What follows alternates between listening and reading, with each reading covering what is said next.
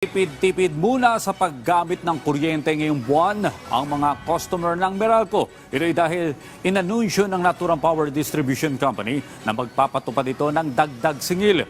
Kung magkano ang dapat na idagdag sa inyong mga budget, alamin sa sentro ng balita ni Ryan Lesiges live.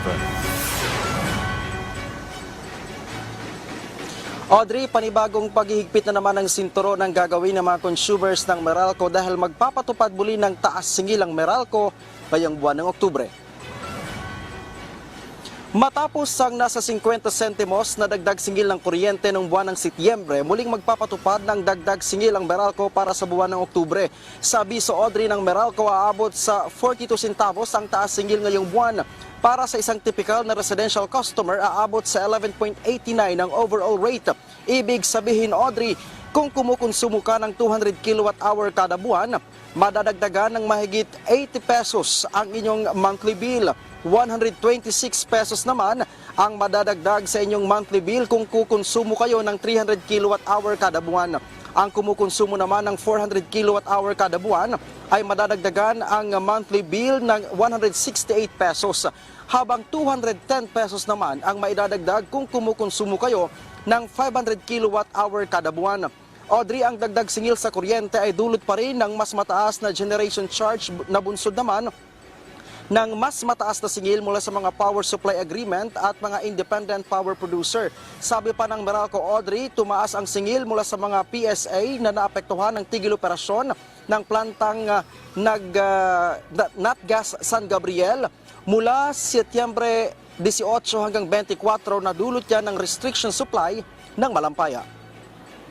The extent of unavailability last month was multiple times compared to prior months. So, kunyari noong August, 6% of the time lang siya nawala.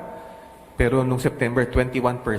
So, more than twice yung, almost 3 times yung nangyaring unavailability of gas supplies.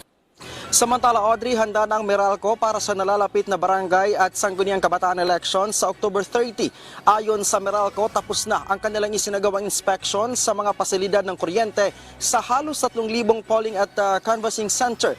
Titiyakin din daw ng Meralco na nasa maayos ang kondisyon ng kanilang mga distribution facility para matiyak na tuloy-tuloy at walang magiging aberya sa araw mismo ng halalan.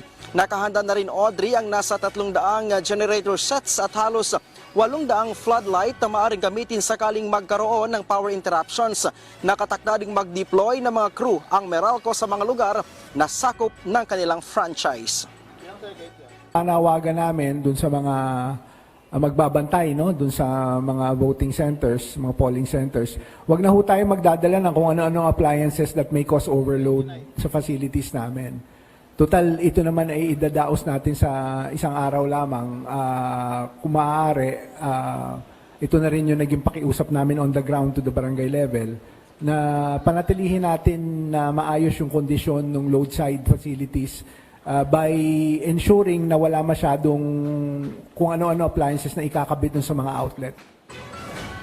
Audrey, ito na nga yung pangalawang buwan na sunod-sunod na nagtaas ng singilang Meralco. At ang malaking tanong ngayon, kung magkakaroon nga ngayon, Audrey, kung magkakaroon ng adjustment dahil maraming factors pa yung kanilang kinukonsidera at isa nga sa kanilang tinitingnan, Audrey, ay yung nangyayaring sigalot ngayon dyan sa bansang Israel. Audrey.